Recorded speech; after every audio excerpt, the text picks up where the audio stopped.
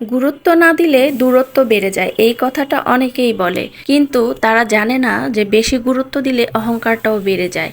কাককেও যদি বেশি প্রশংসা করেন, গুরুত্ব দেন, সে নিজেকে ময়ূর ভাবতে শুরু করবে। ভদ্রতার খাতিরে মানুষকে গুরুত্ব দিয়ে ভালো ব্যবহার করলে আপনারে যদি সেখানে দাম না থাকে, আমি মনে করি গুরুত্বটা কমিয়ে দিয়ে দূরত্বটা বাড়িয়ে রাখাই ভালো, তাহলে সম্পর্কটা দূর থেকে খুব সুন্দর থাকবে। তো আজকে রান্না করব বেলে মাছ। বেলে মাছ আইসটা সহ আমি ডিপ ফ্রিজে রেখে দেই পানিতে বরফ করে, যাতে সতেজ থাকে।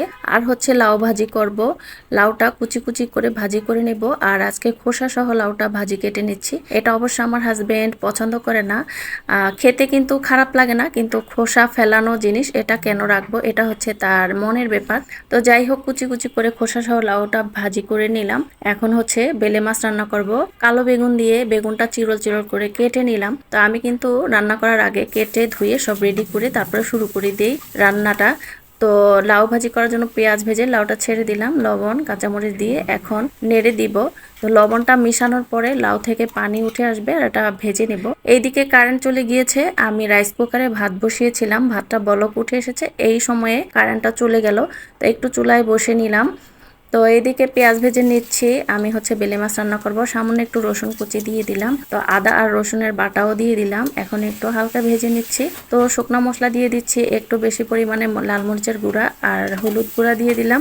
আলুগুলো দিয়ে মশলায় কষিয়ে নেব, তাহলে আলুটা সিদ্ধ হয়ে যাবে। বেগুন সিদ্ধ হতে কিন্তু বেশি সময় লাগে না, আলুটা একটু বেশি করে কষিয়ে ভাজা ভাজা করে বেগুনটা দিয়ে একটু নেড়ে চেড়ে নিচ্ছি। তো এখন হচ্ছে আমি চুলায় ডাল বসিয়ে দিয়েছি। আমি ইন্ডাকশন চুলায় ডাল বসিয়ে দিয়ে গ্যাসের চুলায় রান্না করি। তো বেগুন দিয়ে মশলা কষানো হয়ে গেলে আমি একটু পানি দিয়ে দিয়েছিলাম। তো বেলে মাছটা দিয়ে মশলাটা মাখিয়ে একটু কষিয়ে নিলাম। আর এদিকে হচ্ছে লাউ ভাজিটা একটু উল্টে দেই, এক পিঠ হয়তো বা পুড়ে যেতে পারে। আর লাউ কিন্তু আমি কাটার পরে ধুই না, কাটার আগে ধুয়ে নেই। এরপরে বেলে মাছে একটু ঝোল দিয়ে দিচ্ছি।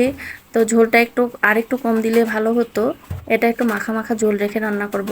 বেলে মাছটা দেশীয় রেসিপিতে রান্না করছি, ভাবলাম একটু ধনিয়া পাতা দিই।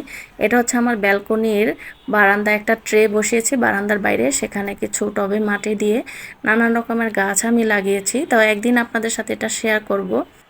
এদিকে বেগুনের তরকারিটা বলক উঠে এসেছে, আর আমি ডাল বাগারের জন্য অন্য চুলায় বাগারটা ভেজে নিলাম। লাউ ভাজি হয়ে গিয়েছে, ডালটা বাগার দিয়ে দিলাম। তো এইভাবে ডাল রান্না করলে কিন্তু খারাপ লাগে না। ইন্ডাকশন চুলায় রান্না করেছি, মনে হয় লার্কির চুলার রান্নাই। তো বেগুনে একটুখানি বেলে মাছের তরকারিতে একটুখানি জিরা গুঁড়া দিয়ে দিলাম, ভাজা জিরা গুঁড়া, আর ধনিয়া পাতাটা দিয়ে দিলাম। তরকারিটা একেবারে দেশীয় রেসিপিতে হয়েছে, যেমন আমার মা চাচিরা রান্না করতো বা আমার শাশুড়ি রান্না করতো। তো বেলে মাছের এই রেসিপিটা খুব মজার হয়। আর বেলে মাছের যে কোনোভাবেই তরকারি রান্না করি না কেন, আমার এবং আমার হাজবেন্ডের খুবই পছন্দ।